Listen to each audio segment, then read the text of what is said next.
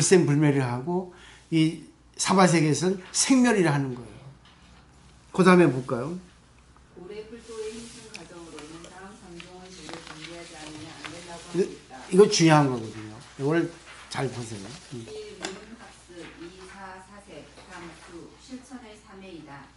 이중 문에 대해서는 이미 설명할 필요도 없다. 결국 설법이나 책 등에 의해 가르침을 배우는 것이다. 누구라도 여기에서 출발하지 않으면 안 된다. 단지 초심의 사람만이 아니라 상당한 경지가 진행되고 나서도 가르침을 듣는 것은 늘 나태해서는 안 되는 중요한 도다. 여기서 이런 거 볼 때 죽을 때까지 공부해야 돼요. 왜? 인간은 이 사바세계에 살고 있기 때문에 사바세계는 상대적이거든요. 근데 공부를 하지 않으면 일주일이라도 휘둘러 버리게 돼요. 끌려가게 되면 상대방이. 왜? 그쪽의 힘이 더 세기 때문에. 왜? 너무 더 많기 때문에 인수가. 사람이 더 많기 때문에 우리가 지게 돼요. 근데 일주일에 한 번이라도 공부를 하게 되면 내가 거기 끌려가지는 않아. 최소한. 그리고 내가 어떤 경우에 처해 있더라도 거기에 휘둘리지 않게 됩니다. 이 정도만 돼도 공부를 한 보람이 있고 더 나아가서는 그 사람들을 땡겨옵니다. 하나씩 하나씩 내 편으로 만드는 거예요. 법으로 끌고 오는 겁니다. 이게 가능하게 돼 있어요. 그래서 우리나라 불교는 아직까지 그 보살행이 좀 부족하기 때문에 이 좋은 쪽으로 이렇게 끌고 오는 힘이 약하거든요. 오래 끌려가. 그래가지고 진에게 빠진 딸 건질려다가 자기가 진에게 빠져 같이 죽는다 하잖아요. 그런 경우 많이 있어요. 그래서 공부를 좀 일주일에 한 번이라도 하시고 또 뭐 바쁘시면 또 2주일에 한 번이라도 하시고 또 여유 되시면 또 매일 또 오시 되고. 자, 그 다음에 볼까요? 그러나 단지 듣는다든가 배우는 것에만 머물고 있어서는 불도의 진행은 참으로 지지부진한 것이다. 아니 불도만이 아니라 세상의 모든 수행에도 적용된다. 왜냐하면 듣는다든가 배운다고 하는 것은 수동적인 수행에 지나지 않는다. 어느 일이라도 수동적인 공부만으로 만족하고 있어서는 대폭의 진보는 없다. 그곳에서 사라고 하는 것이 중요하게 된다. 사라고 하는 것은 사색이라고 하는 것으로 마음속에서 이것저것 생각하여 법의 진실을 구하는 것이다. 그것은 자신의 마음으로 공부하는 것이니까 이미 단순한 수동적인 학습은 아니라 자신의 힘으로 걸어간다고 하는 능동성이 가해진다. 적극성이 생긴다. 그렇게 되면 진보는 두드러지고 사람에 따라서는 깨달음을 연다고 하는 것도 생긴다. 그래서 생각을 잘해야 하는 거예요. 생각을 하지 않으면 안 됩니다. 생각을 해서 자기가 옳은 거 그런 걸 분명히 가릴 줄 아는 분별력이 생겨야 됩니다. 생각은 말로 연결되고 말은 또 행동으로 연결되거든요. 전부 하나예요. 그래서 신구의 삼업이라고 하는 겁니다. 근데 부처님의 신구의 삼업하고 우리들의 신구의 삼업은 다르잖아요. 반대잖아요. 그렇지만 단지 마음속의 사색만으로 깨달은 자는 대부분의 경우 아직 발이 땅에 붙어있다. 이론을 위한 이론이라고 하는 경향이 강하고 그대로 인생의 실제에 활용하고 일반 대중의 구제가 되는 힘에 결여되고 있는 것이 많다. 그래서 중요하게 되는 것은 수다. 그러니까 보세요. 엄마가 절에 가서 공부해서 말로 해도 이론을 해도 안 들어 딸은 말하는 거는. 근데 엄마가 행동하는 건 보거든. 그래서 실천하라는 얘기예요. 배운 거 하나 실천하면 반드시 그 상대방은 보고 감동하거든. 그게 이제 쭉 나와요. 수라고 하는 것은 넓은 의미의 실천이다. 그 중에는 자리의 실천도 포함되고 있고 이타의 실천도 포함되어 있다. 현재 우리들의 수행에 직해 말하면 예배, 국경, 삼매도 그것에 들어가고 사람을 위해 법을 설하거나 인도하거나 연이 있는 사람을 인생의 고뇌에서 구제해드리는 작용도 그것에 들어간다. 자립의 실천은 이를테면 자기를 연마하는 수행이다.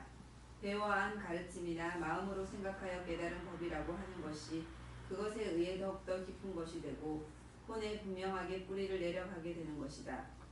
이타의 실천이 되면 이것은 이미 부처님의 사업의 도움이다. 이게 보살이에요. 이를테면 부처님의 조수가 된 것이니까 부처님의 경지로 가는 최단거리를 걸어가는 것이라고 할 수 있다. 자비를 습관으로 한다. 이타에는 끊임없이 선행을 행하고 있으며 점점 정서가 아름답게 되어서 그 결과 다른 정서까지 잘 알게 되게 되고 그것으로 더욱더 선행을 행하지 않으면 있을 수 없게 된다.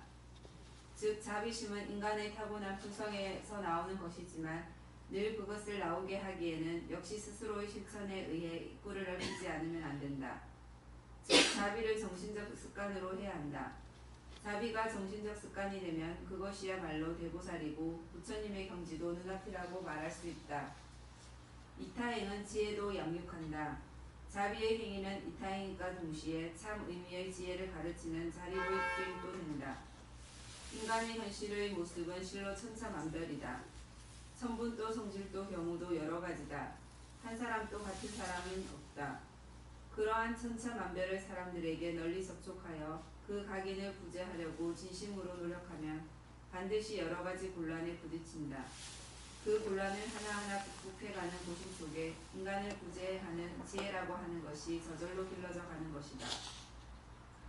즉 이타행을 행하면 행할수록 부처님의 자비에 가까운 자비, 부처님의 지혜에 가까운 지혜가 점차로 성장해 간다. 때문에 법의 실천이 부처님의 경지로 가는 가장 가까운 지름길이고 석존도 그것에 의하여 아난보다 훨씬 먼저 부처님의 깨달음에 달할 수 있었던 것이다. 교화라는 것은 불성을 꺼내는 것. 왜 교화를 하냐면 자비와 지혜를 더 증장시키기 위해서 교화를 통해서 계속 이게 자기를 갖다 성장시키는 겁니다. 교화 성취, 교화라고 하면 가르침에 의해 인간을 변화시킨다고 하는 뜻으로 어느 쪽인가 하면 타동적인 작용같이 생각된다. 그러나 그 타동적인 작용의 안에까지 더듬어 찾아보면 결국은 그 사람이 가지고 있는 불성을 끌어내준다고 하는 것으로 귀착된다. 아무리 밖에서 힘을 다해 그 사람을 변화시키려고 해도 그 사람의 불성이 움직이지 않을 때에는 부지되지 않는다. 그 불성이 완전히 움직인 상태가 성취라고 하는 의미이고 사람의 불성을 완전히 꺼내주는 것을 성취하게 한다고 하는 의미이다. 저 성취라는 건 잘 생각을 해보세요. 진짜 성취는 자기 먼저 타인 나중, 타인 먼저 자기 나중 이런 공식입니다. 순환되는 거예요. 혼자서는 절대 공부 안 됩니다. 교육이라고 하는 말은 영어로 education이라고 한다. 이 education이라고 하는 말의 본래 의미는 꺼낸다라고 하는 의미라고 한다.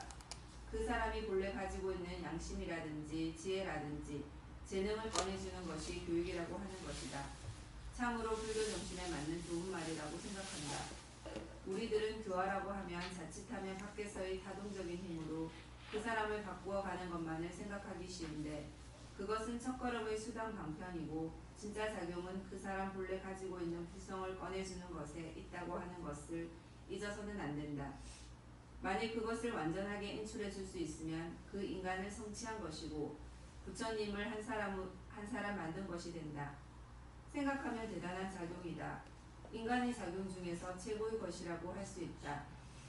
우리들에게도 그런 작용이 된다. 그리고 그것을 구국의 목적으로 하는 것이 불도 수행이다. 그러니까 여기서 보면 우리가 좋은 연이 되어주는 거, 상대를 말로 가르치고 하는 것은 타동적인 것이고 그것은 간접적인 건데 그것 갖고는 안 돼요. 물론 그것으로 먼저 시작을 하는 것은 좋은데 결국에는 자기가 스스로 능동적으로 스스로 자기가 갖고 있는 불성을 꺼낼 수 있게 해주는 좋은 역할을 해주는 게 바로 우리 수행이라는 겁니다. 근데 그렇게 하다 보면 나도 수행을 해서 나에게 이익이 돼가지고 나 성장하죠. 근데 더불어 상대도 자기의 불성을 꺼낼 수 있게 되어서 상대도 이롭잖아요. 그래서 자리이탈하는 겁니다.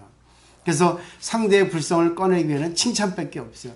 들어주고 인정하고 알아주고 그리고 못 알아들으면 내가 내 입장에서 내가 경험했던 것을 얘기함으로써 스스로 간접적으로 이렇게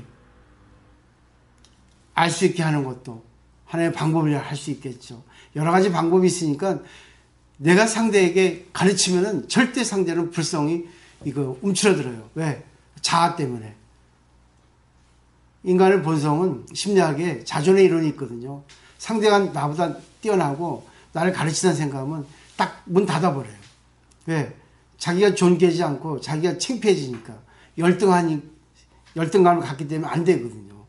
그러니까 그러기 위해서는 상대를 인정해주고 존중해주고 더 나아가서는 내가 그랬다 하는 식으로 간접적으로 이렇게 얘기해줌으로써 내 얘기하니까 상대가 그 얘기를 듣고 조금은 뭔가 자존심이 상하지만 그래도 그걸 듣고 맞네 네 말.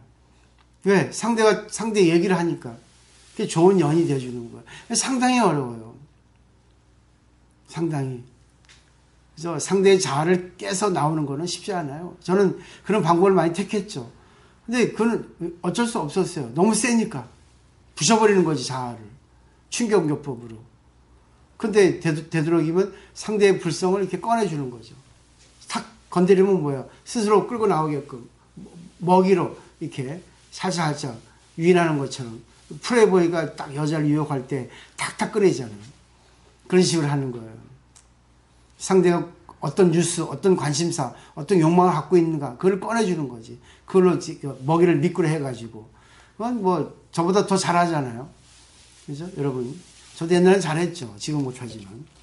그 본원이라는 거는, 그 다음에, 우리가 그런 원을 갖고 있다는 거예요. 본원, 기본 원여시. 아나는 전체에 있어서 부처님의 가르침을 들 수 있는 한 많이 듣고 싶다고 원한 것도 결국은 사람들을 교화하여 성취시키려고 하는 진심의 원으로 바란 것이다. 본원이라고 하는 것은 불보살이 과거세에 있어 모든 중생을 구원하려고 세운 서원을 말한다. 예를 들면 석가모니 불은 500의 대원을, 아미타불은 48원을, 약사불은 12원을 세우셨다고 한다. 아난 또 현재에서 다시 태어나서 그것을 잊어버렸지만 과거세에 있어서는 모든 사람들을 교화하여 성취시키려고 하는 원을, 즉 사홍서원을 세운 것이다. 그리고 법화경의 설법을 듣는 것에 의해 그 본원으로 되돌아온 것이다. 따라서 여기에 드디어 성불의 보증을 받는 것이다.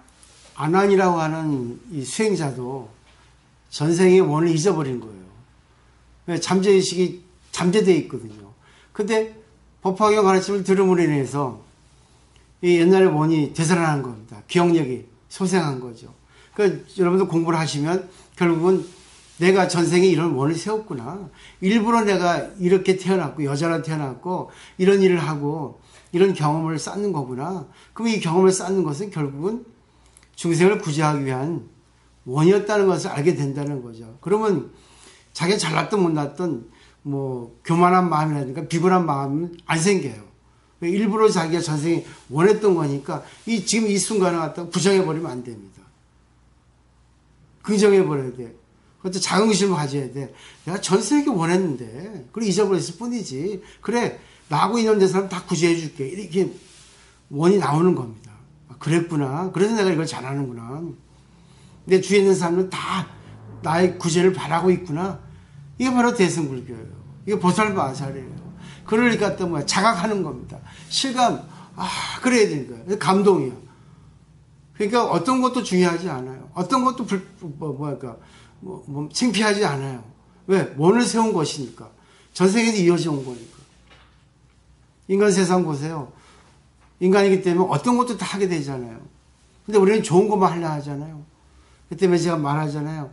인간은 이 세상의 사바세계에서 배역을 맡고 있는데 자기가 그 배역에 만족을 못 하는데 공부를 하게 되면 이런 배역을 내가 했었구나.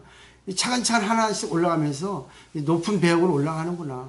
나중엔 고차원 아주 고급스러운 배역도 맡을 수 있겠구나, 주인공으로.